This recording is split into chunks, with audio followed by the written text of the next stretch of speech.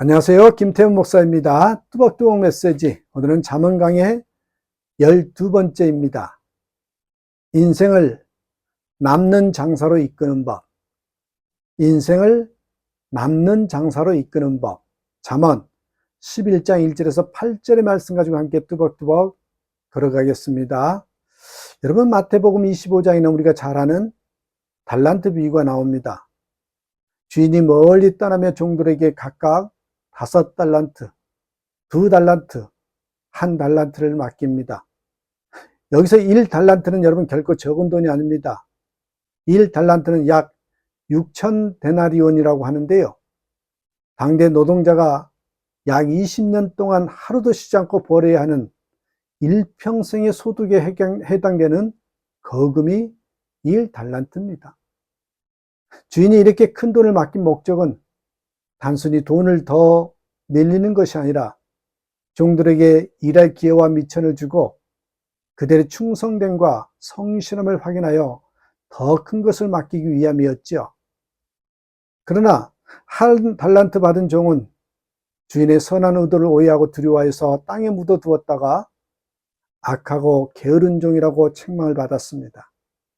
하나님께서는 오늘 우리에게도 생명, 시간, 재물, 기회라는 달란트를 맡겨주셨습니다. 여러분, 지혜란 무엇입니까? 지혜는 우리에게 주어진 인생이라는 달란트를 가지고 하나님 앞에서 이 남는 장사를 하는 것입니다. 언젠가 다가올 주님의 결산 때에 남는 장사를 한 인생으로 서기 위해서 오늘 잠언 11장 본문은 4가지 핵심 원리를 말씀합니다. 자, 한번 살펴볼까요? 남는 장사를 위한 4가지 핵심 원리입니다. 첫 번째, 정직해야 합니다. 11장 1절 보십시오. 속이는 저울은 여호와께서 미워하시나 공평한 주는 그가 기뻐하시느니라. 정직해야 된다. 여러분, 정직의 기준은 세상의 이익이나 신용이 아니라 바로 하나님이십니다. 하나님이 미워하시는 것을 버리고 하나님이 기뻐하시는 이 공평한 추를 가지는 것이 바로 성도의 정직입니다. 신명기 25장에서는요, 주머니에 큰 추와 작은 추, 또 큰 대와 작은 대를 두지 말라고 경고하셔요. 이 속이는 추는 당장 이익을 가져다 주는 것 같지만 결국 망하는 길입니다. 여러분, 이 IMF, 1999년에서 2000년 사이에 IMF 경제위기 시절에 원자재 가격이 급등하자 수많은 업체가 원가를 낮추기 위해서 수입한 콩을 섞거나 속이는 유혹에 빠지는 그런 일이 있었답니다. 이 영광의 된장 고추장을 만들었던 집사님 이야기인데요. 근데 보통 이때 수입산 콩을 섞어서 국내산이라고 그렇게 속였는데, 이 정남 영광에서 국내산 콩으로만 된장과 고추장을 만들던 한 집사님은 하나님을 믿고 정직하게 살다가 망하면 망하자, 그런 각오로요, 끝까지 정직하게 국산 콩만을 고집했다고 합니다. 당장은 어려웠지만 이 사실이 소문나면서요, 소비자들의 신뢰를 얻어서 오늘날까지 대형마트에서도 건재하게 판매되는 견고한 기업으로 살아남았습니다. 여러분, 이 도살전 소에게 호수를 집어넣어 물을 40kg씩 먹이는 물 먹인 소라는 그런 이야기를 들은 적이 있습니다. 여러분, 호수에 목에다 집어넣고 40kg 물을 먹이면 그게 키로가 더 늘어나는 것이죠. 또한 여러분, 유통기한 라벨을 바꾸는 라벨갈이라는 말이 있더만요. 과거 밑바닥을 볼록하게 만들어서 양을 속이던 속이는 되가 또 있다고 합니다. 볼록하게 만들어가지고 속이는 거죠, 밑을. 그럴 때 여러분, 당장 이득 같으나 하나님이 미워하시는 일이라는 것입니다. 우리가 성도는 하나님의 코람데오로 이야기를 하지 않습니까? 하나님 앞에서 솔직히 이 코람데오 정신으로 정직하게 살아야 남는 장사가 된다는 것입니다. 여러분, 둘째는 겸손해야 합니다. 2절 보십시오. 교만이 오면 욕도 오거니와 겸손한 자에게는 지혜가 있느니라. 여러분, 겸손. 이 겸손이 곧 지혜입니다. 솔로몬이 하나님께 지혜를 구할 때 열왕기상 3장 9절에서 듣는 마음을 종에게 주사, 듣는 마음을 종에게 주사라고 기도했습니다.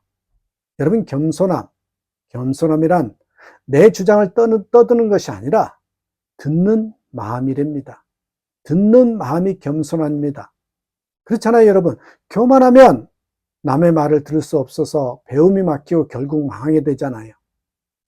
동서고금의 병법서에서도 적을 무너뜨린 가장 강력한 전략으로 적을 교만하게 만드는 것이라고 꼽습니다. 적을 교만하게 만들어요. 마귀 역시 우리를 망하게 하기 위해서는 교만이라는 무기를 사용합니다. 여러분, 기업이 성공하는 비결은 고객의 까다로운 불만과 소리를 겸손히 듣고 반영하는 데 있다고 합니다. 이 남미에 수출하는 냉장고에 도난 방지용 열쇠를 달아주거나 키 작은 사용자들 위해서 이 냉동실과 냉장실의 이치를 바꾼 디자인은 그런 냉장고, 이런 것들은 다 모두 듣는 귀에서 나왔다는 거죠. 여러분, 또한 고속도로 분기점에서 운전자들이 길을 헷갈려서 사고가 나거나 유턴하는 불편을 듣고 이 도로 바닥에 분홍색, 초록색 등 노면 색깔 유도선을 아이디로 낸 공무원이 이 국민 훈장을 받은 사례가 있었대지요. 여러분, 이처럼 겸손하게 듣고 마음을 낮출 때 남들이 보지 못하는 통찰, 인사이트가 또 아이디어가 열립니다. 이를 바로 듣는 마음에서 생긴 그런 지혜를 얻는다는 거죠. 세 번째는 여러분, 성실해야 합니다. 3절 보십시오. 정직한 자의 성실은 자기를 인도하거니와 사악한 자의 역곡은 자기를 망하게 하느니라. 여러분, 성실, 에메트, 이 성실은 하나님의 핵심 성품입니다. 환경과 조건에 흔들리지 않고 하나님과 사명만을 바라보고 나아가는 모습입니다. 시편 37편 3절은 여호와를 의뢰하고 선을 행하라. 땅에 머무는 동안 그의 성실을 먹을거리로 삼을지어다. 여러분, 일확천금을 노리는 대박 심리가 아니라 매일매일 하나님의 성실을 밥 먹듯이 양식으로 삼고 살아가는 자가 결국 인생에 남는 장사가 된다는 것입니다. 여러분, 얼마 전에 이 말씀드렸죠. 복권에 당첨돼서 19억이라는 대박을 맞았지만 그 돈 때문에 서로 다투고 결국 이혼에 이르게 된 한 부부의 이야기. 여러분, 성실함이 전달되지 않는 그런 일확천금은 대박이 아니라 인생을 깨뜨리는 쪽박이 된다는 것입니다. 전쟁터에서요, 목숨을 걸고 정찰 나가는 아들이 어머니의 새벽 기도 시간에 맞춰서 정찰 시간을 조정해 달라고 요청했던 얘기가 있습니다. 매일 정해진 그 자리에서 하나님을 바라보며 기도의 자리를 지키는 성실함이 자녀와 가정을 살리는 영적인 힘이 된다는 메시지입니다. 자, 인생에 남는 장사가 되기 위해서는 네 번째, 의에 줄이고 목마른 자가 되어야 합니다. 4절 보십시오. 재물은 진노하시는 날에 무익하나 공의는 죽음에서 건지느니라. 여러분, 구약의 원어를 살펴보면 요 의라는 단어가요, 두 가지가 있어요. 이 미시파트, 또 하나는 체다카입니다. 인생의 최종 결산 때 우리를 구원하는 것은 재물이 아니라 의라고 했죠. 의. 근데 그 의가 하나는 미시파트, 정의라고 쓰이고요. 이건 사법적 정의를 가리킵니다. 영어로는 저스티스입니다. 저울처럼 공평하고 올바른 자격과 법적 잣대를 가리킵니다. 또 여러분, 공의라는 단어가 있는데 이거 원어는 체다카라고 합니다. 쉽게 말하면 구원하는 공의, 구원하는 공의입니다. 요 라이트슬리스라고 그러죠. 라이트슬리스. 요 신학자 윌리엄 클레이는요, 체다카를 정의보다 더 나은 그 무엇, 정의보다 나은 그 무엇이라고 정의했습니다. 요 포도원 품꾼 비유와 한번 비교해 볼까요? 마태복음 20장의 포도원 비유에서 주인은 아침 일찍 온 사람이나 오후 5시 와서 겨우 1시간을 일한 사람에게 똑같은 1데나리온의 품삯을 주었죠. 자, 이 사법적인 정의, 미시파트 기준으로는요, 불공평해 보이지만 1시간밖에 일하지 못한 굶주린 이의 가정을 구원하고자 하는 이 주인의 마음이 바로 체다카 구원하는 공이라고 표현을 하고 있습니다. 우리에게는 스스로를 구원할 만한 완전한 의가 없습니다. 그래서 마태복음 5장 8복에서도요, 의론자가 복이 있다고 하지 않고 뭐라 그래요? 의에 줄이고 목마른 자가 복이 있다고 했어요. 의로운 자가 아니에요. 의에 줄이고 목마른 자. 내 자격과 노력을 내려놓고 십자가에서 흘리신 예수 그리스도의 의를 의지하며 의를 구하는 자가 최종 심판과 죽음에서 구원을 얻습니다. 여러분, 메멘토 모리란 단어를 들어보셨죠? 로마 제국 시절 전쟁에서 승리하고 돌아오는 이 개선 장군의 행렬 뒤에는 노예를 세워 지속적으로 이렇게 외치고 했습니다. 메멘토 모리, 너도 죽는다는 사실을 기억하라. 너도 죽는다는 사실을 기억하라. 이 말이 메멘토 모리입니다.